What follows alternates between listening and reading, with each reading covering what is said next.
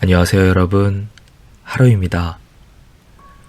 오늘은 5천년이라는 긴 세월 동안 유대인의 지혜와 슬기가 담긴 탈무드 이야기를 들려드리겠습니다.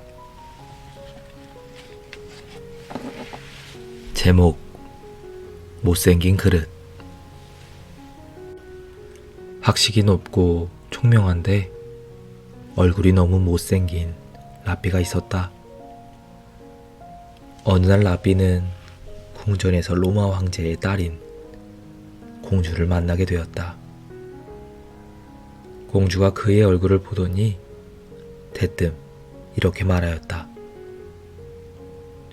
그토록 놀라운 지혜가 참으로 못생긴 그릇에 담겨 있군요.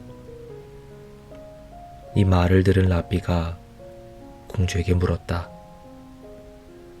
공주님, 이 왕궁에서는 술을 어떤 그릇에 담아 놓으셨습니까? 술은 항아리나 주전자 같은 그릇에 담겨 있지요. 공주의 말에 라삐는 깜짝 놀란 듯이 이렇게 말하였다. 왕궁에는 금이나 은으로 만들어진 훌륭한 그릇도 많을 텐데 왜 하필 그렇게 보잘것없는 질그릇에 술을 담아두시는지요? 이 말을 들은 공주는 곧 시녀들을 시켜 질그릇에 담겨있던 술을 금과 은으로 만들어진 그릇에 바꾸어 담도록 명령하였다. 그러자 얼마 되지 않아 술은 곧 맛이 변하고 말았다. 변해버린 술맛을 본 황제가 노하여 소리를 버럭 질렀다. 아니 누가 술을 이런 데다 담는 어리석은 짓을 했단 말이냐? 공주는 당황하여 어쩔 줄을 몰라하며 대답하였다. 제가 생각이 모자라서 그렇게 하도록 시켰습니다. 그러고는 당장 라삐에게 가서 화를 내며 항의하였다. 라삐님, 당신처럼 지혜로운 분이 어찌하여 저에게 그런 어리석은 말씀을 하신 것입니까? 그러자 라삐가 태연하게 말하였다. 저는 다만 아무리 귀한 것일지라도 때로는 보잘것없는 그릇에 담아두는 편이 훨씬 나을 수 있다는 것을 가르쳐드리고 싶었을 뿐입니다.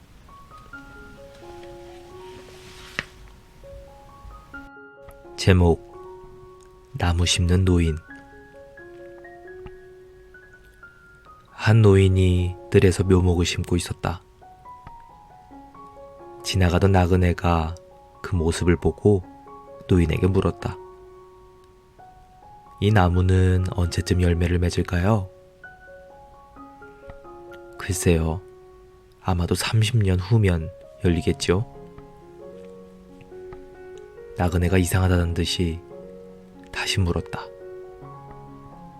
영감님께서 그때까지 사실 수 있으리라고 생각하십니까?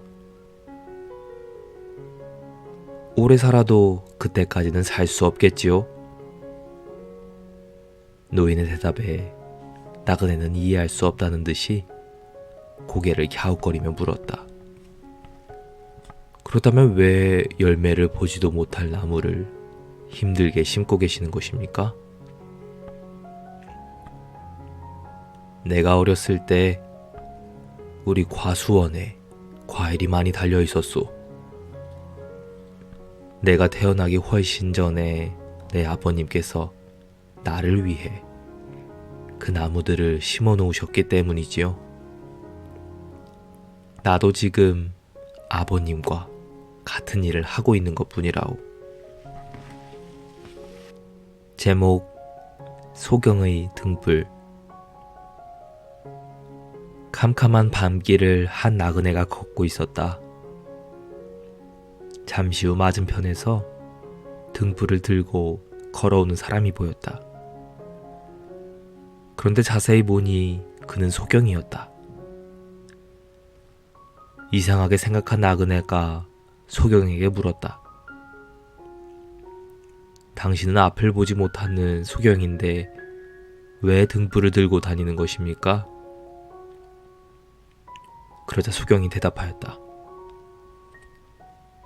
내가 이 등불을 들고 다니면 소경이 걷고 있다는 것을 눈뜬 사람들이 잘 알 수 있기 때문이지요.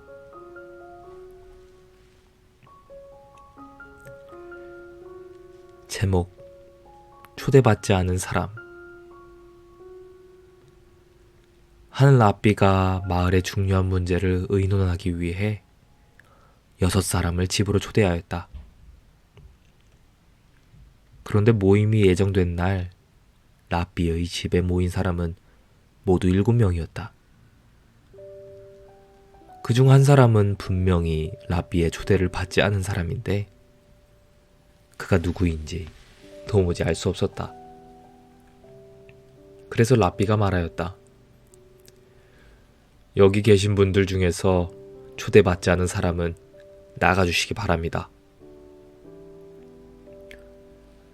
그러자 그들 중 가장 지혜롭고 유능하여 누가 생각해도 그 자리에 꼭 있어야 할 사람이 침착한 태도로 일어나서 나가는 것이었다.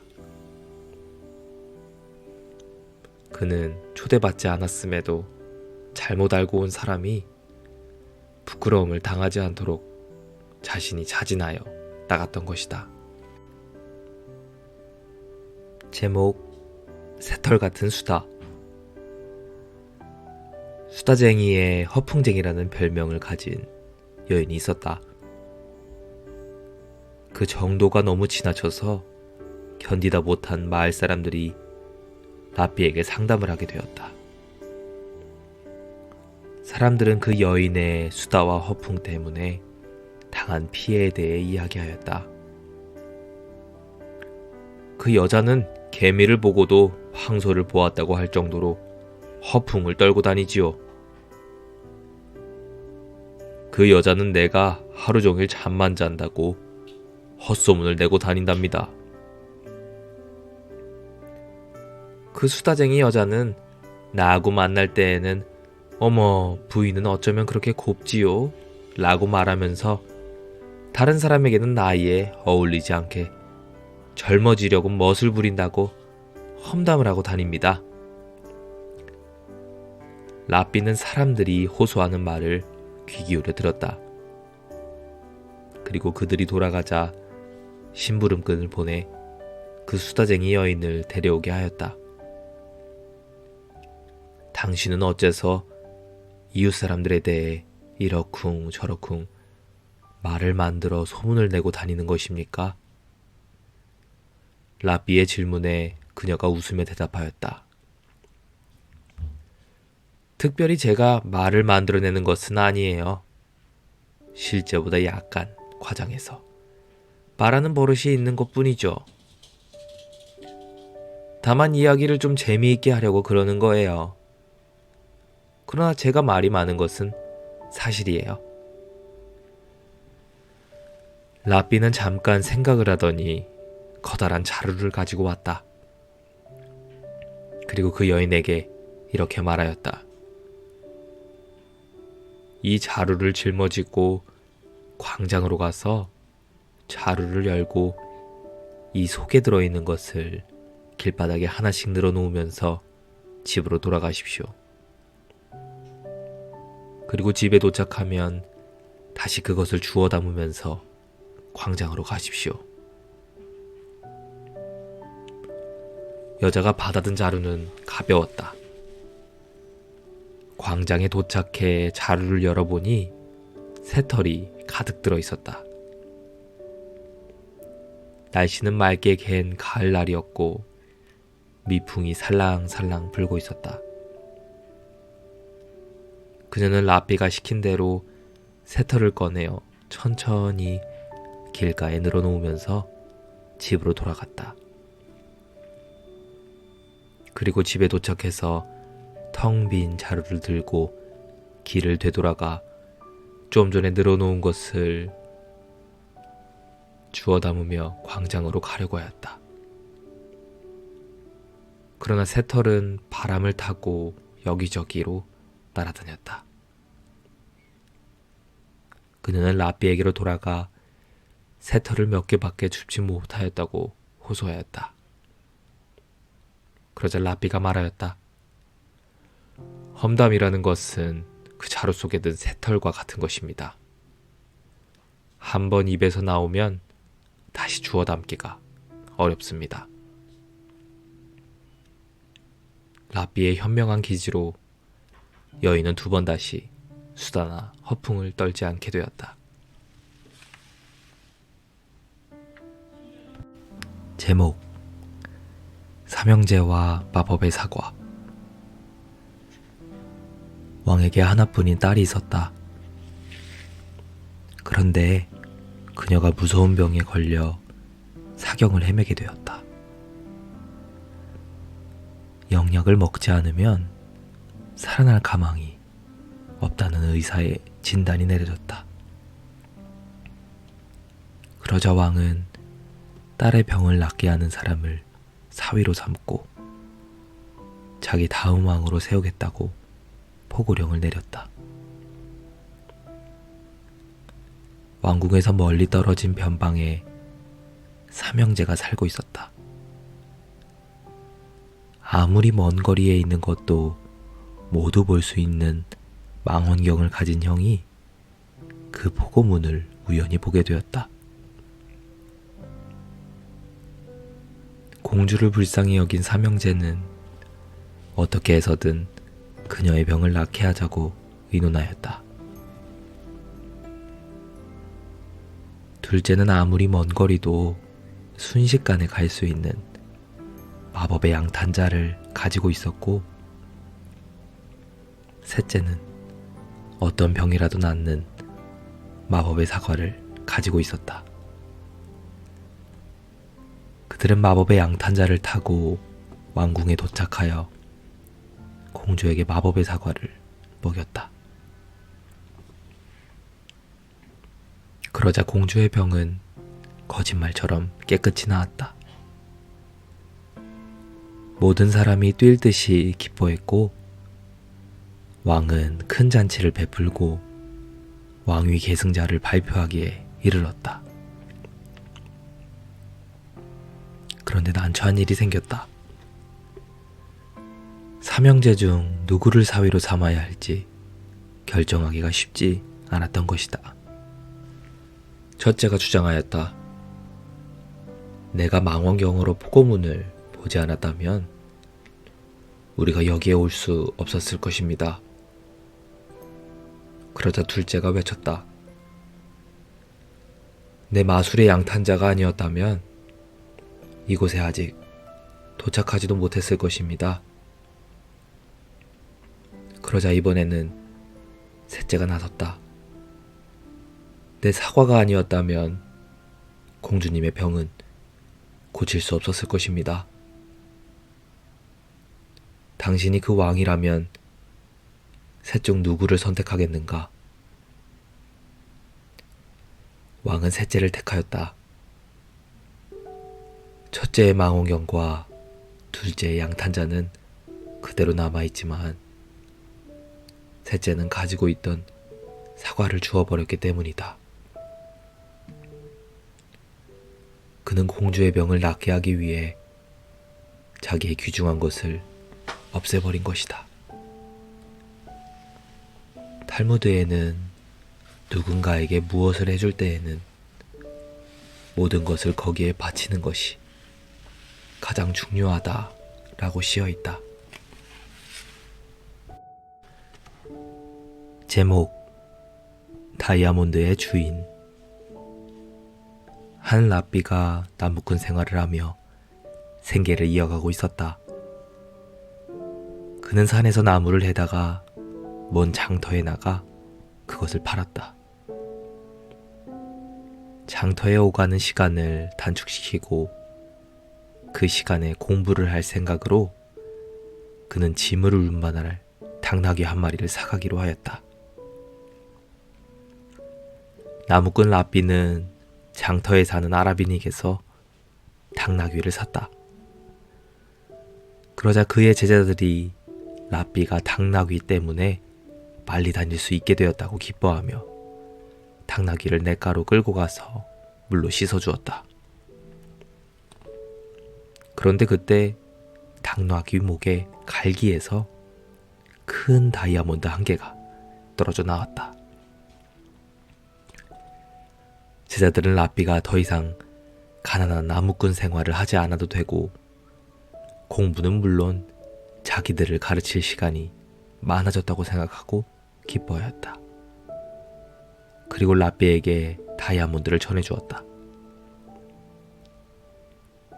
그러나 라삐는 제자들에게 당장 장터로 가서 아랍 상인을 찾아 그 다이아몬드를 돌려주라고 말하였다. 그러자 제자들이 말하였다. 하지만 선생님, 이것은 선생님이 직접 사신 당나귀에서 나온 것 아닙니까? 나는 당나귀를 산 것이지 다이아몬드를 산 적이 없다. 내가 산 물건만 갖는 것이 당연한 일이 아니냐? 결국 라삐가 상인을 찾아가 다이아몬드를 돌려주었다. 그러자 상인이 말하였다. 당신이 그 당나귀를 샀고 다이아몬드는 그 당나귀에 붙어 있었소. 그러니 굳이 나에게 돌려줄 필요가 없지 않습니까? 라삐가 대답하였다. 우리 유대인의 전통과 신앙에 따라서 자기가 산 물건만 갖는 것은 당연한 일입니다. 그래서 이 다이아몬드를 당신에게 가져온 것입니다. 제목, 혀의 가치. 라삐가 제자에게 시장에 가서 가장 맛있는 것을 사오라고 시켰다. 그러자 제자가 혀를 사가지고 돌아왔다. 며칠 후 라삐는 제자에게 이번에는 시장에서 가장 싼 것을 사오라고 시켰다. 그러자 제자는 또 혀를 사가지고 돌아왔다. 라삐가 물었다.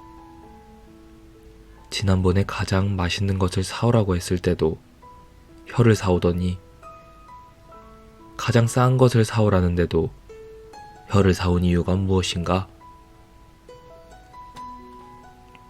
혀는 잘 사용하면 그보다 달콤하고 좋은 것이 없지만 반대로 함부로 사용하면 그보다 값어치 없고 나쁜 것이 없기 때문입니다.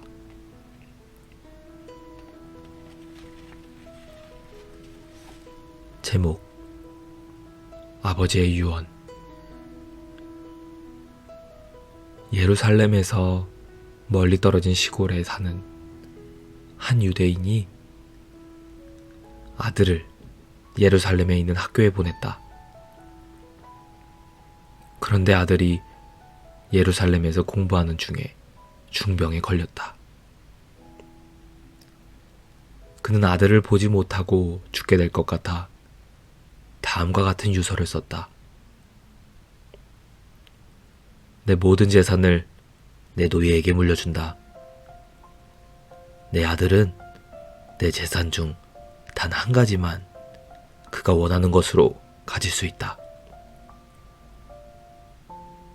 마침내 그는 죽게 되었고 노예는 자신의 행운을 기뻐하면서 예루살렘으로 달려가 주인의 아들에게 아버지의 죽음을 알리고 나서 유서를 내밀었다. 그것을 본 아들은 깜짝 놀랐다. 아버지의 장례를 치르고 난 후 아들은 유산 문제를 어떻게 해야 할지 생각하다가 라삐를 찾아갔다. 그는 라삐에게 유서의 내용을 설명하고는 불만에 가득 찬 말투로 이렇게 투덜거렸다. 지금까지 제가 아버지를 화나게 하거나 실망시킨 적이 없었는데 저를 그토록 사랑하시던 아버지께서 무슨 이유로 제게 재산을 상속하지 않으셨는지 모르겠습니다. 그러자 라삐가 대답하였다. 진정하게 자네 아버님께서는 매우 현명한 분이시네. 얼마나 사랑하시는지 이 유서에 잘 나타나 있네. 아들은 납득할 수 없다는 듯이 말하였다. 노예에게 모든 재산을 상속하셨잖아요. 이건 말도 안 됩니다. 저를 조금이라도 사랑하셨다면 이러실 수는 없습니다. 라삐가 다시 말하였다. 아버님이 진정으로 원하는 바가 무엇이었겠는가? 아버님이 자네에게 남기신 것이 무엇인지 잘 생각해보면 곧 알아챌 수 있을 걸세. 그리고 라삐는 다음과 같이 설명하였다.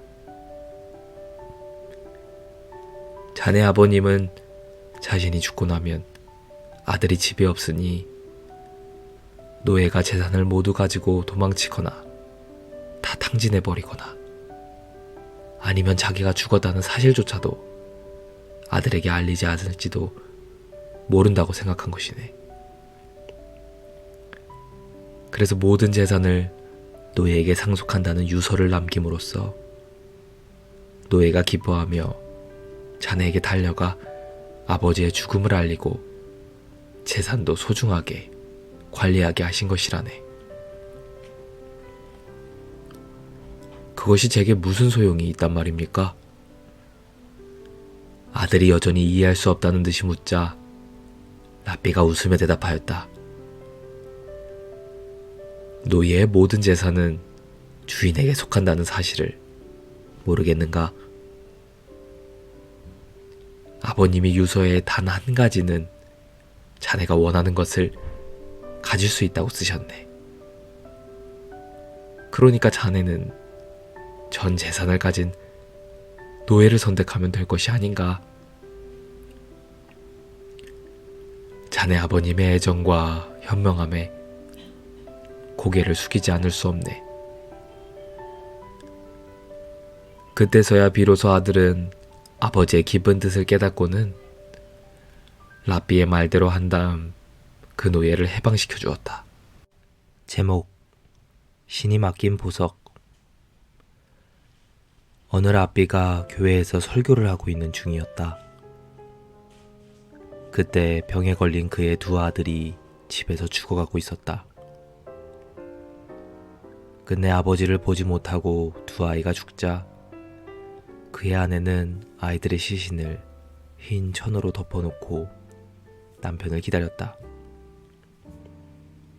이윽고 교회에서 라삐가 돌아오자 그 사실을 어떻게 알려야 할지 고민하던 아내가 이렇게 물었다. 당신께 꼭 여쭈어 보고 싶은 것이 있습니다. 어떤 사람이 제게 잘 보관해 달라고 하면서 매우 값비싼 보석을 맡겼습니다. 그런데 갑자기 그 사람이 보석을 찾아가겠다며 저에게 왔습니다. 제가 어떻게 하면 좋겠습니까? 아내의 질문에 라삐는 주저하지 않고 대답하였다. 그야 그 보석을 맡긴 주인에게 당장 돌려줘야지요. 그러자 아내는 아이들이 숨진 사실을 털어놓기 시작했다.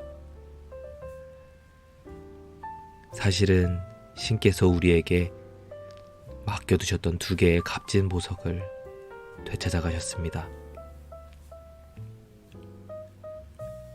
라삐는 아내의 말을 즉시 알아들었고 더 이상 아무 말도 하지 않았다.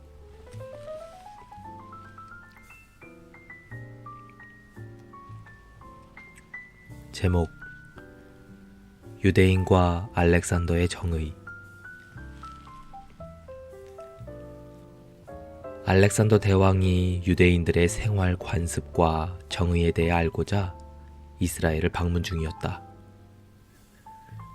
마침 유대인 두 사람이 자신들의 문제를 상의하고자 랍비를 찾아왔다.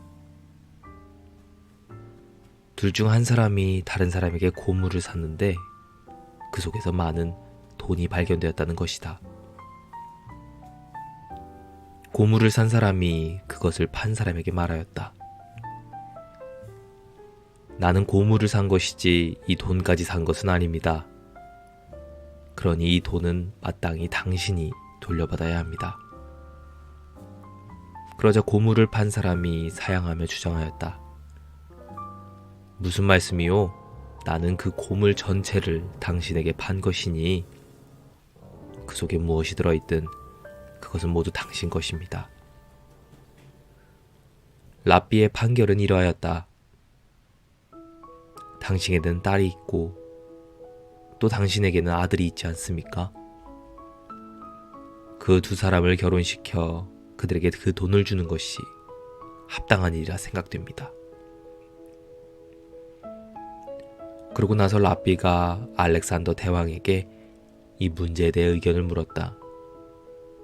대왕 폐하, 폐하의 나라에서는 이런 경우에 어떻게 판결을 내리시는지요?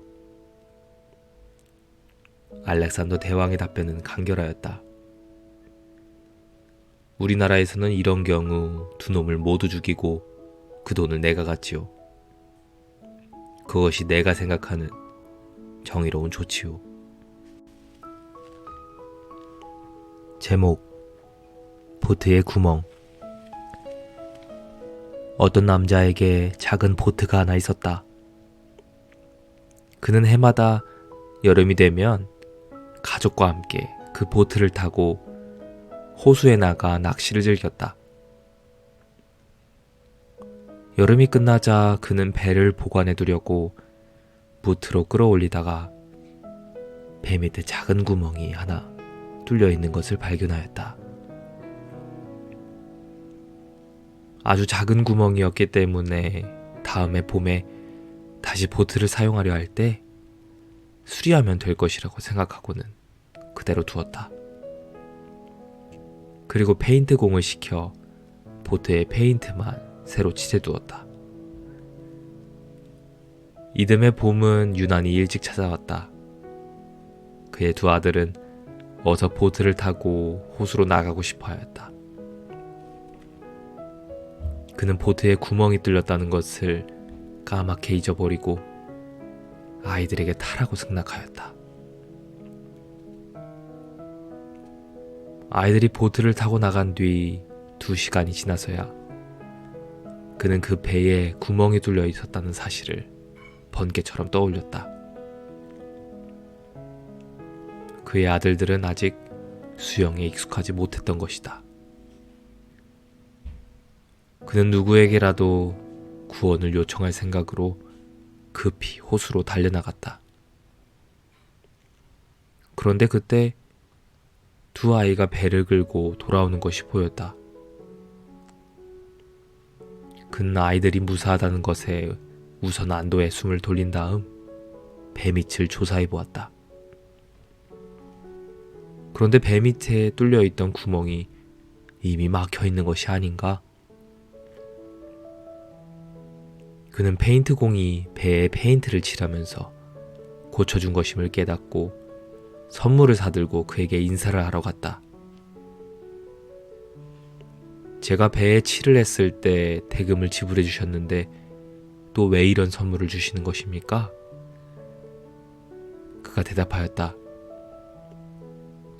배에 작은 구멍이 뚫려 있는 것을 당신이 고쳐놓았더군요.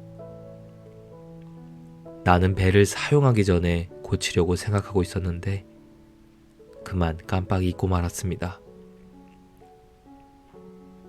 당신은 내가 그 구멍을 수리해달라는 부탁도 하지 않았는데 그것을 잘 막아주었습니다. 당신 덕분에 내 두 아들의 생명을 구했습니다.